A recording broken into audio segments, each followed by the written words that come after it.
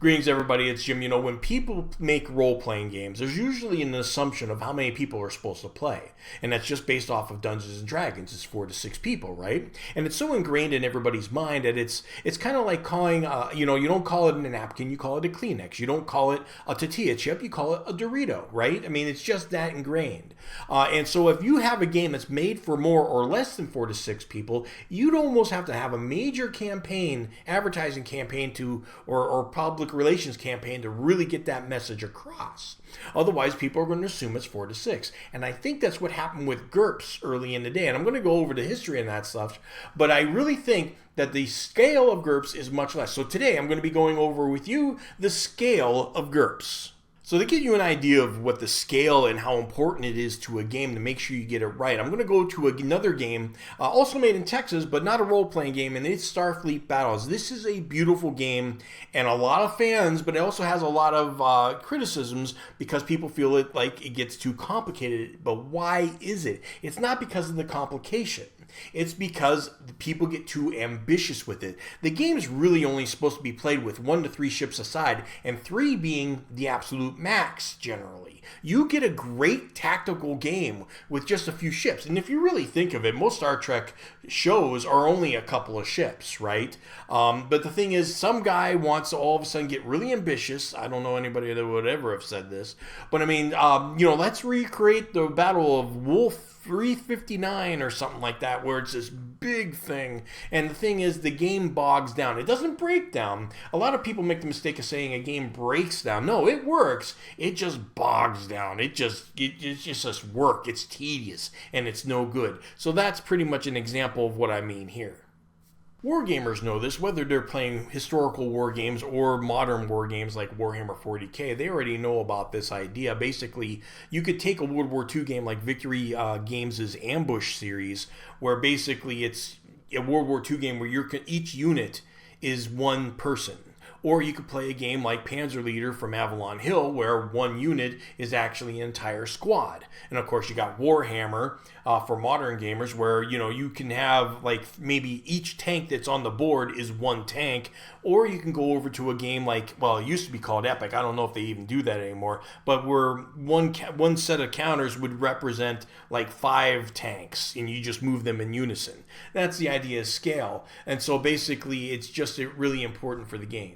And that's why scale is important. Could you imagine playing that World War II game where you're in control of each individual man and playing something like D-Day or Battle of the Bulge? It'd be absolutely insane. It's important to have the right rule set for the right scale.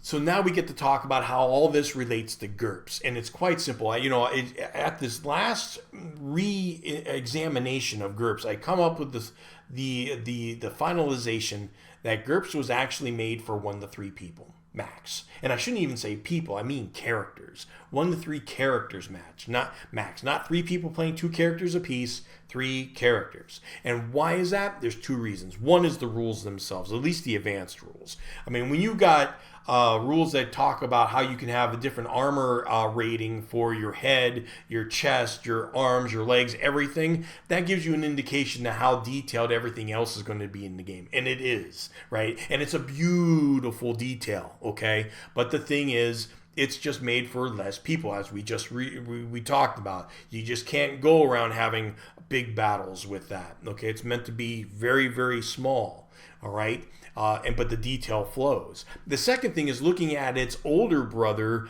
the Fantasy Trip. Okay, now, again, I talk about Fantasy Trip a lot. Real quick rundown. Steve Jackson used to work for a company called Metagaming, which made a game called the Fantasy Trip, which if you looked at it, it's the exact DNA of GURPS. But the scale is different, and it's a lot more streamlined if you were comparing it to GURPS, right? You could play 4 to 6 players, maybe even 4 to 8, quite honestly, characters, and get through battles pretty quickly. That was supposed to be the contender for Dungeons and Dragons, okay? So Steve leaving Metagaming and not getting the rights to the Fantasy Trip, he created his own game, which is GURPS, and it follows a lot of that DNA, but it's not the same game because the scale is completely different. So how did this affect GURPS? Well, both positively and negatively. On the positive side, it got all the aficionados excited. You know, they were just, people would crawl through broken glass to get more detail in their game, and they would just love it. And GURPS definitely delivers on that. But on the bad negative side, I would say that again, people were assuming it was 4 to 6 players, and for your mainstream audience, you know, 4 to 6 players is what they were assuming, and then they would play it, and it's out of scale, and they would get the idea that it was too complicated or bogged down, both in combat or making characters. You'll hear that too, because people would also play 2 characters, and it was just you know, where Dungeons and Dragons, you could roll something up and boom, boom, boom. GURPS could do that. But analysis paralysis, point of, you know, you're spending all your points, and there's a process. It's almost like making a BattleTech mech to a point. So whether you're playing a board game, a role-playing game, or a physical sport for that matter, most people will get used to the rules and little idiosyncrasies and exceptions to everything and catch on. However, first impressions do matter, and take that from a guy who sold games all his life. It absolutely does.